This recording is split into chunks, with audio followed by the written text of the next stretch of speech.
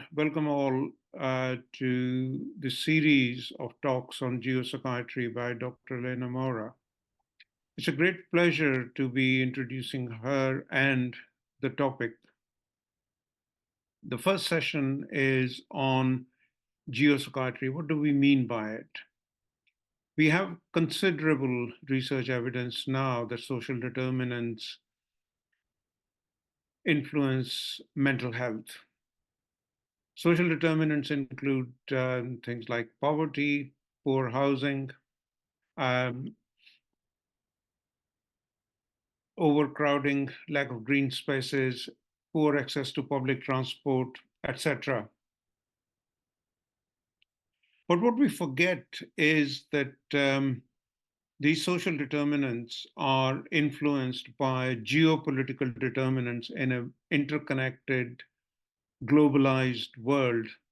So conflict, disasters in one part of the world can have ripple effect on other countries, leading to migration, both internal within a country and external, and obviously also leading to um, increasingly people seeking refuge and becoming asylum seekers.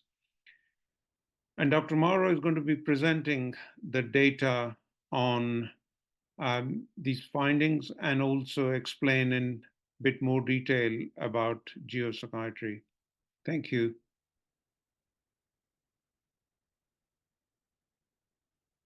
Hi, this is Helena, and I'll be presenting this learning module on geopsychiatry. In this learning module, we will introduce the concept of geopsychiatry, explore the concept of geopolitical determinants of mental health, and provide some examples on this topic. We will also address the implications of this framework for future mental health research and care. Finally, we will talk about the creation of the CAPE Index and how it can be used by the most vulnerable countries to obtain international aid.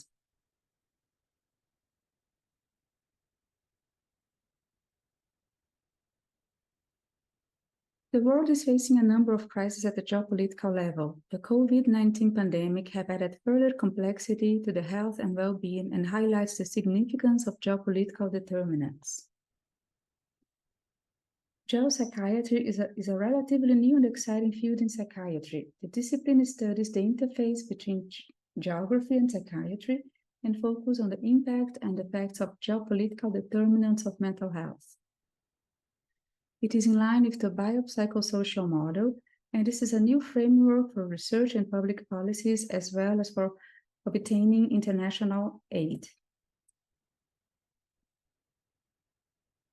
The new discipline of geopsychiatry focuses on the influences and impact of global factors such as globalization, foreign policy, conflict, climate change, public health crises and disasters, natural or man-made, migration and other factors that contribute to and affect mental health and well-being of individuals, their carers and families.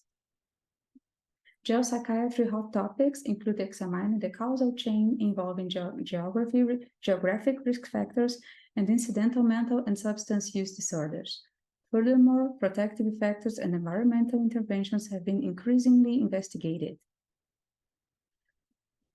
Some consequences of collective geopolitical traumas are known, such as high levels of PTSD, high levels of depression, somatization, anxiety disorders, suicidal ideation and attempts, prolonged grief reaction, disruptive violence, and sleep problems.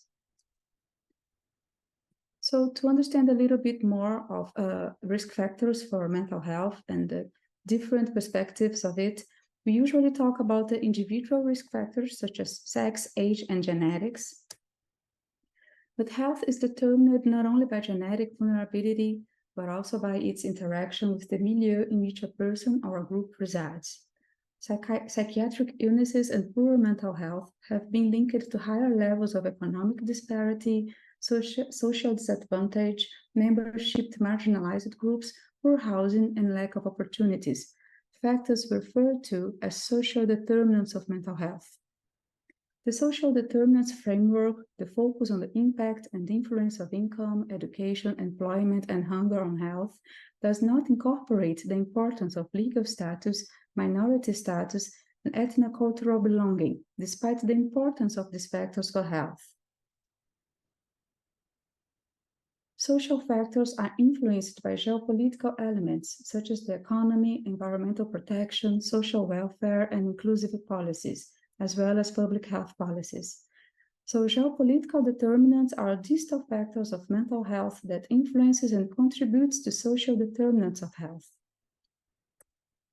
To add a little more complexity to this issue, in some cases the geopolitical determinants go beyond borders. Thus, a country with a very repressive laws against women, for example, can force this population to migrate to other countries, and there they will face the difficulties of being immigrants, while the host country will have to bear the costs of the migration.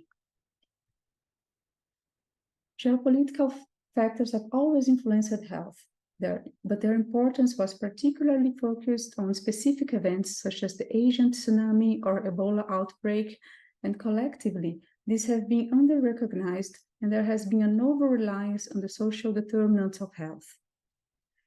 Geopolitical factors can be considered distal upstream determinants of more proximal social factors. In this regard, addressing geopolitical factors could be an efficient way of causing downstream unsustainable change. And here are a few examples of geopolitical determinants of mental health. The experience of environmental disasters such as floodings or storms have been linked directly and indirectly to an increased prevalence of depression, post-traumatic stress disorder, and other anxiety disorders. More vulnerable groups are disproportionately affected. Similar outcomes have been associated with forced displacement, and these outcomes can be mediated by violence, stigma, and cultural differences that often lead to acculturation. Geopolitical determinants of health should be understood under the perspective of the interconnectedness between countries and territories. Certain regions and groups are disproportionately affected.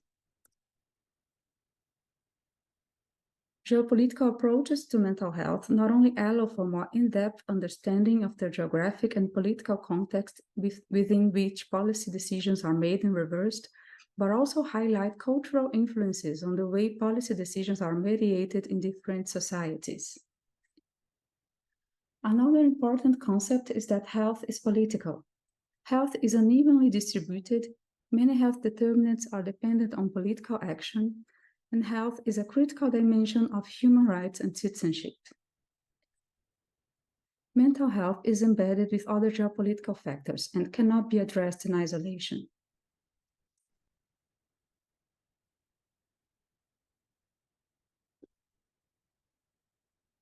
Just as geopolitical factors impact mental health, the reverse also occurs. Mental health disorders are among the top 10 causes of burden of disease, and this affects society in different ways. Mental illness have a cost the world $2.5 trillion per year. By 2030, the cost would likely increase to $16.1 trillion. Yet, only 2% of the total health spending is spent on investing treatment for mental illnesses, especially in low and middle-income countries. Global spending on health is expected to increase to $18.28 trillion worldwide by 2040. The US is the biggest aid donor, spending $35.5 billion in 2020, followed by Germany, Britain, Japan, and France. In this context, identifying the countries with the greatest vulnerability to mental illnesses is essential for the proper planning of international funding.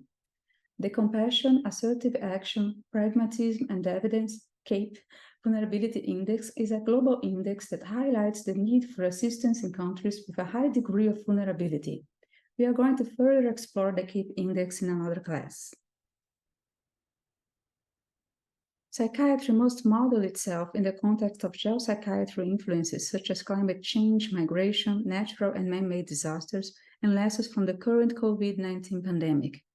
The varied multidimensional global challenges are shaping geopolitical determinants which in turn influence mental health, and it is likely that the future of social psychiatry will be influenced by geopsychiatry.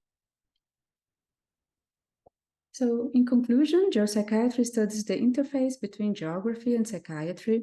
Geopolitical determinants of mental health should be understood under the perspective of the interconnectedness between countries and territories, and this new framework is important for policymaking and foreign aid. And in our next class, we will discuss some geopolitical challenges and some implications for research and care.